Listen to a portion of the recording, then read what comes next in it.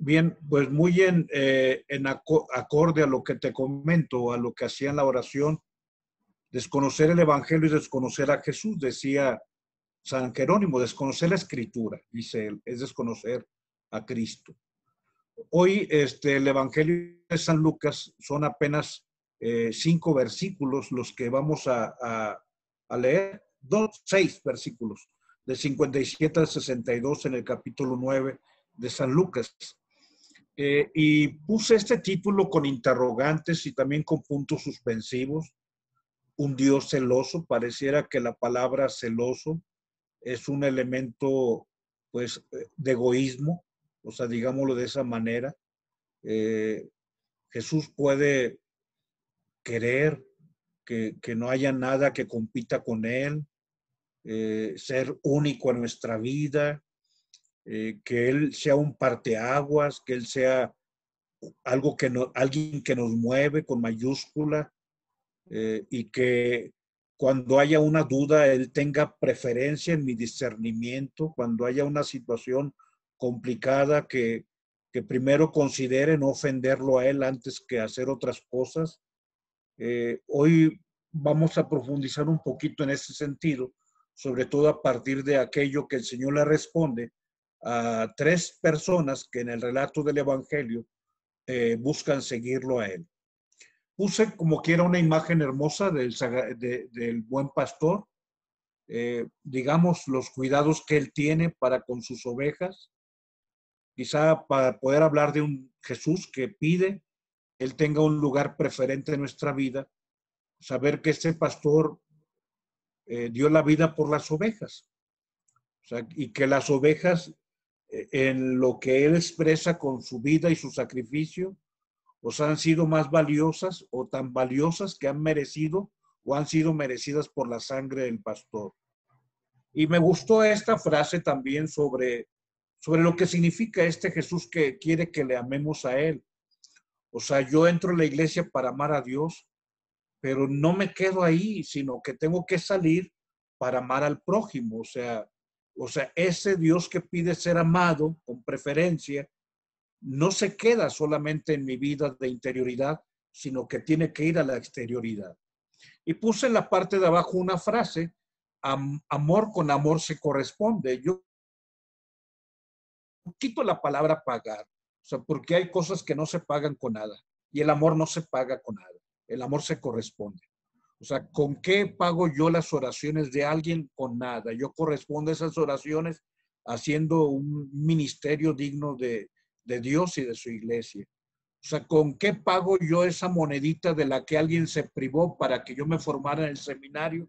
Con nada la voy a pagar, la correspondo. O sea, ¿con qué pago yo las lágrimas y los desvelos de mi mamá en paz descanse? O sea, yo no voy a pagar esas lágrimas ni esos desvelos con nada, sino voy a corresponderlos. Por eso yo cambio pagar por corresponder. Pero bueno, amor con amor se corresponde, y sobre todo ubicando que un amor incondicional con el que nos ha amado Cristo, pues se corresponde con un amor incondicional. Y ubicar aquí la palabra incondicional, que significa sin condiciones. El amor sin condiciones de Cristo se corresponde con un amor sin condiciones de parte nuestra. Bien, vamos adelante al Evangelio de San Lucas, capítulo 9, versículos 57 al 62. Que el Señor esté con ustedes. Proclamación del Santo Evangelio según San Lucas. En aquel tiempo, mientras iban de camino Jesús y sus discípulos, le dijo uno: le seguiré a donde vayas. Jesús le respondió: las zorras tienen madriguera y los pájaros nido, pero el Hijo del Hombre no tiene donde reclinar la cabeza.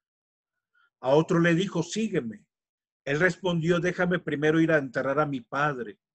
Le contestó: deja que los muertos entierren a sus muertos. Tú vete a anunciar el reino de Dios. Otro le dijo: te seguiré, Señor, pero déjame primero despedirme de mi familia. Jesús le contestó: el que echa mano al arado y sigue mirando atrás no vale para el reino de Dios. Palabra del Señor. Gloria a ti, Señor Jesús. Bien, son tres relatos o tres personas, uno que se acerca y otro que es llamado por el Señor, eh, y otro que se acerca y pone condiciones. Fíjate cómo el texto presenta estos tres escenarios. Lo que está en letra negrita, sin subrayado, sin la letra negrita, digamos, letra negra, color negra, pero no negrita gruesecita, habla de alguien que se acomide. Y dice, uno le dijo, te seguiré a donde vayas. O sea, él se acomidió. Y el Señor le manifiesta la situación que no es tan agradable. O sea, yo no tengo dónde reclinar la cabeza. Vamos a ver ese texto en la noche, primero Dios. De otro, el segundo, que viene letra roja sin subrayado, el Señor sí lo llama. O sea, el primero se acomidió solo y el Señor le leyó la cartilla, por decirlo de esa manera. Pero el segundo se acomide. Más bien, él le llama, a otro le dijo, sígueme. O sea, el segundo no se acomidió, sino que el Señor le llamó. Pero entonces él pone obstáculos. Bueno, primero hago esto. Y el Señor le dice, deja que los muertos entierren a sus muertos. Y el tercero, o sea, el primero se acomide, el segundo es llamado, el tercero se acomide, pero pone condiciones. Dice, otro le dijo, te seguiré. O sea, él dijo, pero con la condición, déjame primero despedirme de mi familia. Y entonces el Señor le contesta, el que echa mano al arado, mira hacia atrás, no es digno del reino. Quisiera yo focalizarme en el segundo y el tercero que nos presenta el Evangelio. Pero antes de hablar más adelante, quisiera yo ir quizá al amor natural más genuino que existe, que es el amor hacia quienes nos han dado la vida y mucho más que la vida. Hay una homilía de San Ambrosio de Milán que dirige en torno a este texto del Evangelio a la vida consagrada. Es una homilía sobre las vírgenes o el tratado sobre las vírgenes de San Ambrosio de Milán, aquel que con su predicación hizo que Agustín, cabeza dura, hiciera caso y pues fuera moviéndose aquello que con tantas lágrimas Santa Mónica estaba buscando. San Ambrosio de Milán nos dice, y dice a los consagrados, dice a las vírgenes, nos dice a los que un día entramos al seminario, que a veces nuestro mayor obstáculo para la vida consagrada está en nuestra propia familia. Y dice, cuando un día tú te decidas seguir a Cristo, dice San Ambrosio de Milán, y veas el llanto de tus papás doloridos porque les estás dejando y estás emprendiendo tu respuesta a la propuesta de Dios en la vocación.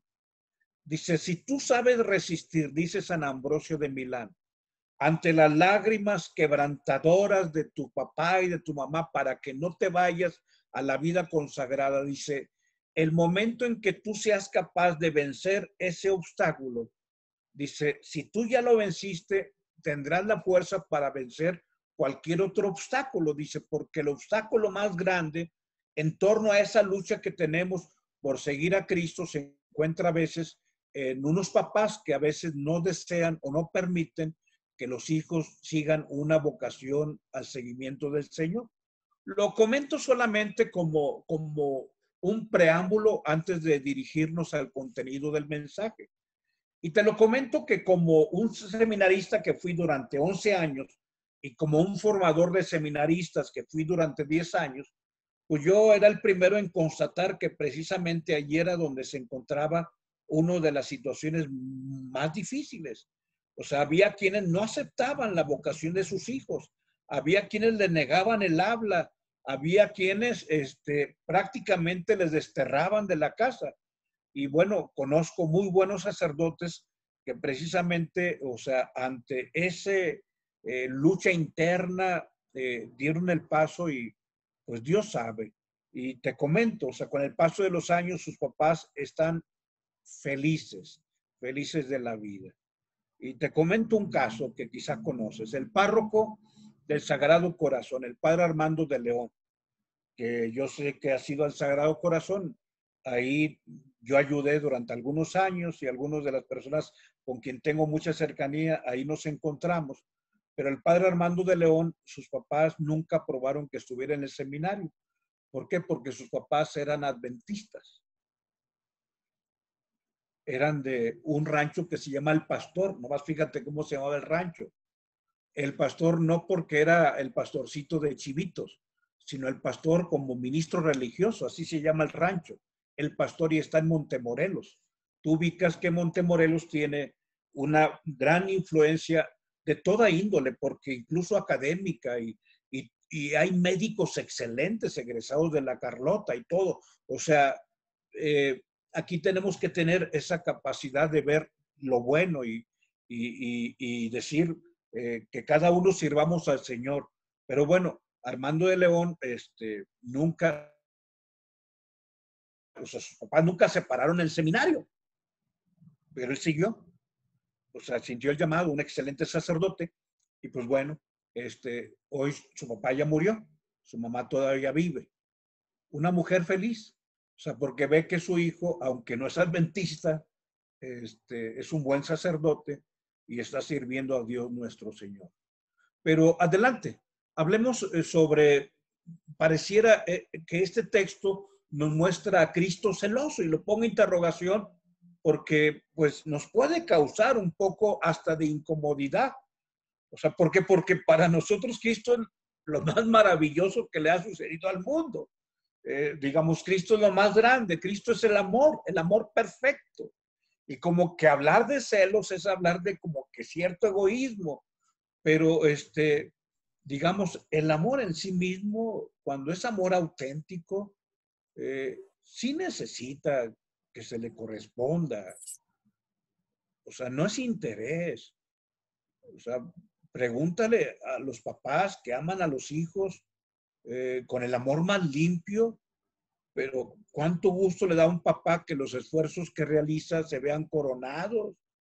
O sea, lo que hizo no fue por ningún interés, pero se sonríe cuando ve al hijo que ha aprovechado todo lo que con tanto sacrificio le ha ofrecido. Pero bueno, vamos al tema. Hay un texto de Deuteronomio 4:24 donde habla de Yahvé como un Dios celoso. O sea, un Dios que no quiere competencias. Un Dios que quiere ser único en el corazón del israelita. Y vamos a mostrar 5 textos que nos pudieran hablar sobre, o nos hablan sobre Jesucristo, que hereda esa misma cualidad. Él exige a sus seguidores una adhesión total, exige que le abandonen todo. O sea, Mateo deja la mesa de los impuestos, no lo pongo aquí, pero Santiago, Juan, Pedro, Andrés dejan la barca, dejan las redes, fortuna, profesión, incluso seres queridos. El texto del día de hoy, Lucas 9:57 al 62. Incluso, bueno, aparte de la adhesión total, él pide que le amemos a él más que a nuestros papás y a nuestros o a tus hijos. Él dice que hay que tomar la cruz y él refiere que no ha venido a traer la paz sino la guerra y que a partir de hoy 2 que estén moliendo, uno será tomado y otro será dejado. 2 que estén en el campo, uno tomado y otro dejado. Y dice, quien ama más a su padre y a su madre que a mí, no es digno de mí. O sea, es el texto de Mateo 10:37, donde él pide que le amemos más a él que cualquier otro lazo de afecto que tengamos en la tierra y en el mundo. Ahorita, en la siguiente diapositiva, explicaremos un poquito esto, sobre todo este texto de Mateo 10:37. Pero el Apocalipsis, tú conoces ese texto, o lo has escuchado, o hasta lo refieres. Es que Dios no ama a los tibios. Bueno, el texto es Apocalipsis 3 del 15 al 19, donde dice, ojalá fueras frío, ojalá fueras caliente. O sea, decídete, no hay medianías, decide la tibieza, pues Dios no quiere tibios, Dios quiere que haya una decisión ante la propuesta, una respuesta. Y también descarta cualquier neutralidad.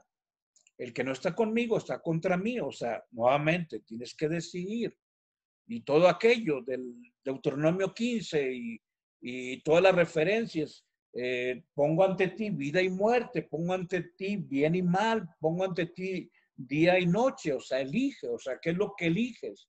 Entonces, hace falta elegir, y elegir significa siempre renunciar. Es un valor positivo, es un valor de mi liberalidad, de mi libertad, pero implica una ruptura. O sea, elijo y renuncio. O sea, en ese sentido, el amor dice que decidas, y al decidir renunciamos. O sea, es la perla que compro y vendo las otras perlas. O sea, hasta ahí, desde esos textos habla de decisiones. O sea, compro el terreno porque aquí está el tesoro, pero pues tengo que despojarme de lo otro para comprar, o sea, para decidir, para que eligiendo renuncio. Y bueno, la pregunta al terminar lo que se llama el discurso de Cafarnaúm, donde después de la multiplicación de los panes dice: yo soy el pan de la vida, el que come de mi carne tiene vida eterna, yo lo resucitaré el último día.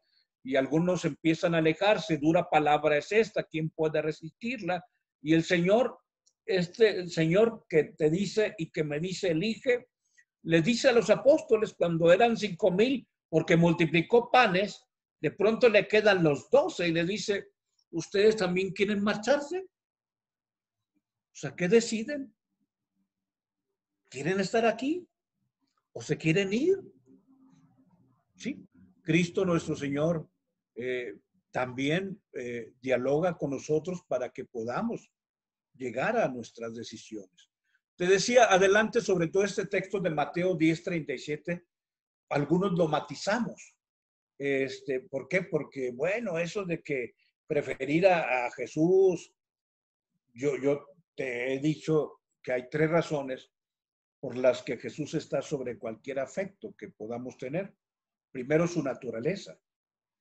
Segundo, por justicia. Y tercero, por prudencia. Si alguno ama más a su padre y a su madre que a mí, no es digno de mí. Por naturaleza, Él es Dios.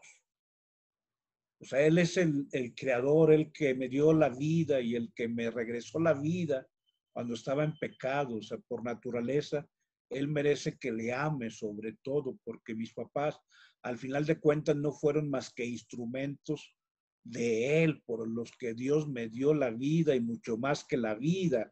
Pero es Dios quien me dio la vida y es Dios quien un día me va a pedir la vida cuando Él quiera. O sea, mis papás, que los agradezco infinitamente, fueron instrumentos de Dios. Pero es Dios quien me dio todo. Y ellos felices de que yo lo amara a Dios. Y ellos felices un día de que decidiera servir a Dios. Entonces, por naturaleza, Jesús merece el amor que está sobre todo amor. Porque Él es Dios, Él es el dador de todos los bienes. Pero segundo, por justicia. O sea, porque este Dios que me ha amado ha dado la vida. Ha vivido el sacrificio, el Viernes Santo. Nadie tiene más amor que el que da la vida. Entonces, no tan solo por naturaleza, sino también por justicia. Si Él me amó, como dice lo que he repetido, Juan 13:1, la noche en que Jesús iba a ser entregado, habiendo amado a los suyos que estaban en el mundo, los amó hasta el extremo. O sea, Jesús nos amó hasta el extremo, hasta la locura. Entonces, si por naturaleza lo debo amar a Él sobre todo, si por justicia lo debo amar a Él sobre todo, pero también por prudencia, y tú lo sabes, si yo amo a Jesús, yo te digo, o sea, déjame despedirme de mis padres, deja que los muertos se entierren a los muertos. Yo tomo el camino. Entro al seminario el 27 de agosto del año 1980. Me ordeno el 15 de abril del año 1990. Viví lo que el Evangelio nos manifiesta de cara al Padre y a la Madre. Pero esto no le quitó mi amor a mis papás, al contrario, procuré ser justo con ellos. Amar a Jesús sobre los papás significa que a tus papás nunca les va a faltar el amor. Si no somos fariseos. Amar a Jesús sobre tu esposa o sobre tu esposo no le quita nada, al contrario, le garantiza a tu esposo que lo vas a amar, aunque un día esté enfermo, aunque un día ella esté en un lecho de enfermedad. O sea, si él ama a Jesús más que a su esposa nunca le va a faltar el amor, aunque un día ande en su sillita de ruedas, él o ella. O sea, amar a Jesús más que a mis hermanos no les quita nada, al contrario, les garantiza. Mis hermanos entenderán, o sea, que si yo soy un cristiano coherente, yo no puedo negarles la palabra, ni les puedo negar tomarles la llamada. Bueno, yo pongo algunos matices en esto que hoy hablamos del Evangelio. Y leo lo que escribí. Los exégetas se verán obligados. ¿Qué son los exégetas? Por eso lo subrayé, porque aparece la palabra muchas veces. Los exégetas son los especialistas sobre el texto bíblico. Entonces ven la palabra, por ejemplo, necio. Entonces empiezan a hacer la exégesis. ¿Qué significa la necedad? O lo que estamos viendo ahorita, que Jesús es celoso. El exégeta va a la palabra y dice, bueno, veamos que en el Antiguo Testamento aparece el texto del Deuteronomio que te refería. Y esos son los exégetas. Entonces, ellos se verán obligados a dar una interpretación que sea viable, o sea, que llegue, o sea, que no la rechacemos. Aquí no se trata de rechazar o no rechazar. Lo matizan, es decir, mira, sí, pero el Señor está hablando esto, compatible con otros deberes propios de la persona humana. Sí, mira, es que, digamos, hay un cuadro de prioridades, pero lo que jamás va a entrar en discusión, lo que nadie se atreve a mitigar, es la siguiente afirmación. El carácter absoluto e incondicional del amor que Cristo, y pongo la palabra reclama, no pongo la palabra exige. Porque Cristo no quiere a nadie a la fuerza. O sea, Cristo no te va a exigir nada. El que exige es el que impone. Pero Cristo sí reclama que seamos congruentes. O sea, sí hay un carácter absoluto donde Cristo quiere ser todo, incondicional, donde no le pongamos condiciones, que hoy se ve reflejado en este texto de Lucas capítulo 9, versículos 57 al 62. Pues hablemos de un Dios celoso, efectivamente, pero celoso como alguien que dice, te amo, yo quiero que me ames también, o sea, no te lo exijo, pero estoy aquí porque te amo y quiero que haya amor entre los dos. O sea, Jesús ha hecho en ese sentido más radical y apremiante aquel mandamiento del Shema Israel, de Deuteronomio 6:4, Shema Israel, el Señor es nuestro Dios, amarás al Señor tu Dios con todo tu corazón, con toda tu alma, con toda tu mente, con todas sus fuerzas. O sea, le preguntan al Señor, ¿cuál es el mandamiento más importante de la ley? ¿Cuál es el mandamiento más grande de la ley? Y el Señor cita el Shema, escucha Israel.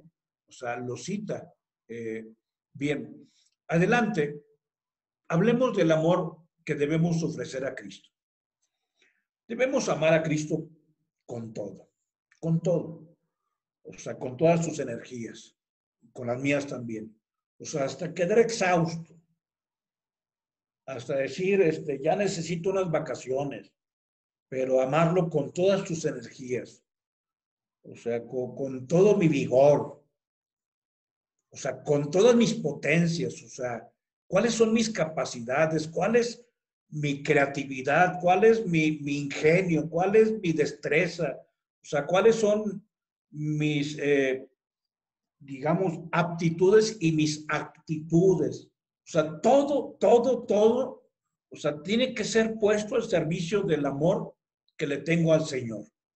Y entonces, bueno, yo tengo que emplear toda mi inteligencia para instruirme y para instruir a la comunidad. O sea, porque Dios me delegó un ministerio donde yo tengo que ofrecer la luz de Cristo a mi comunidad, a la comunidad, al rebaño, a las ovejitas de Cristo que se me han delegado.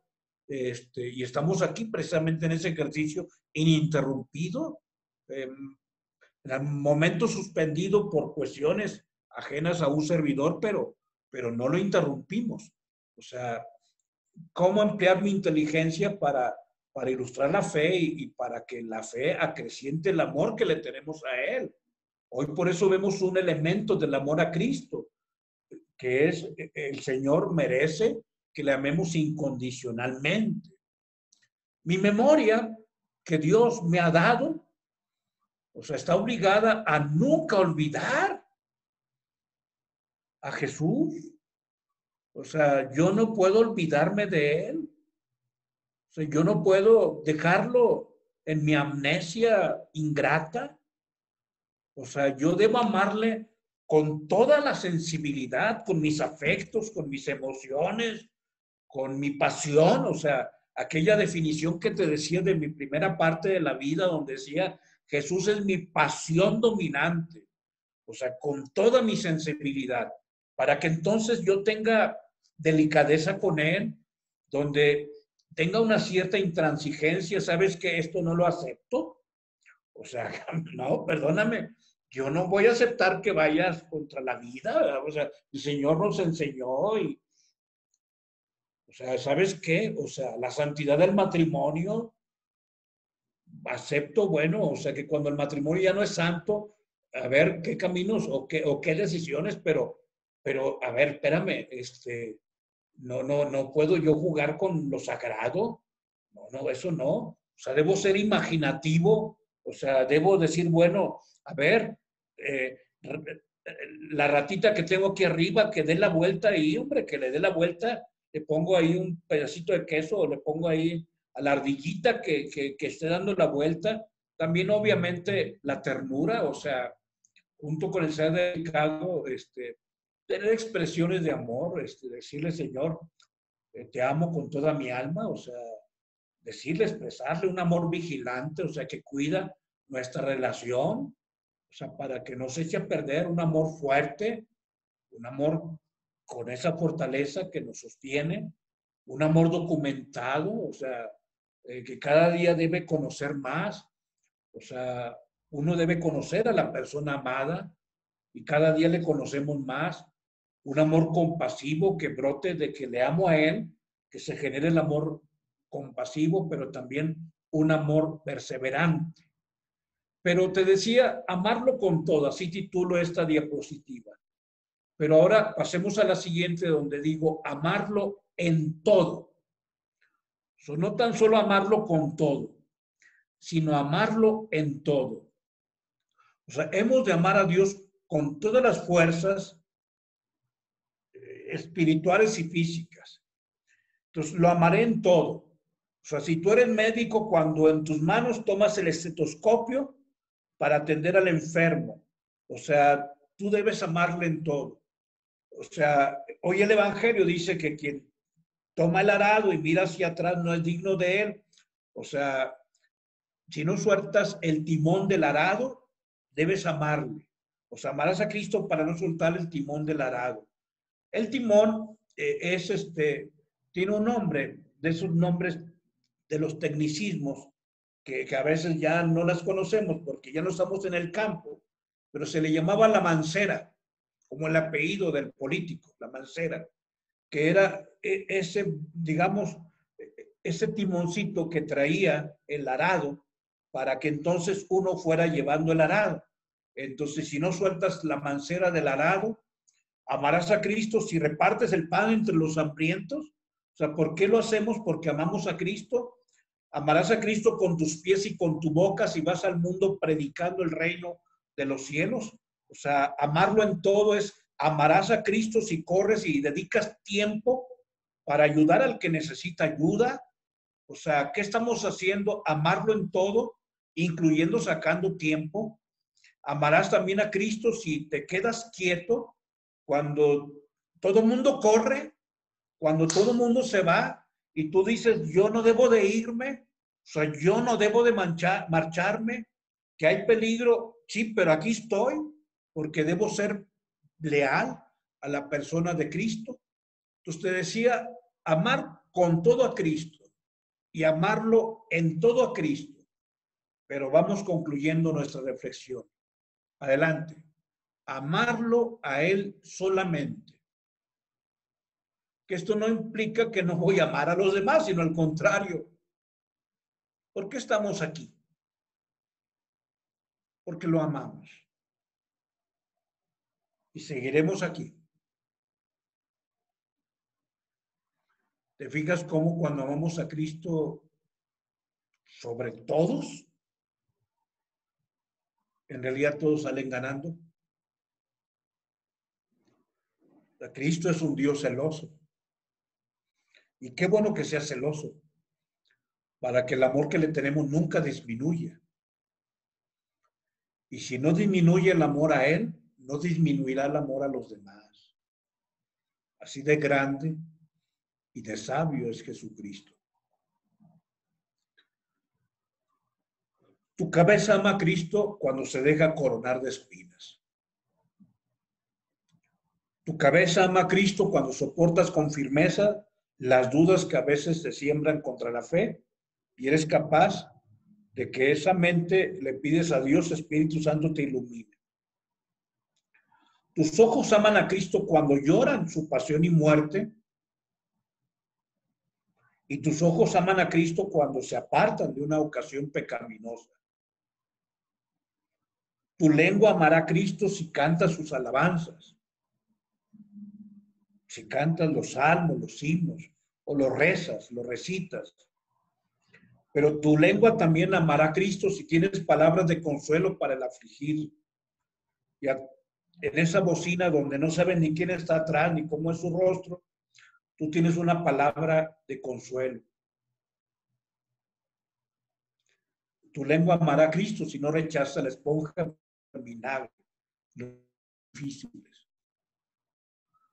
Tú y yo hemos de amar a Cristo con todo nuestro ser, o al menos con un pesar creciente de no amarlo con todo nuestro ser.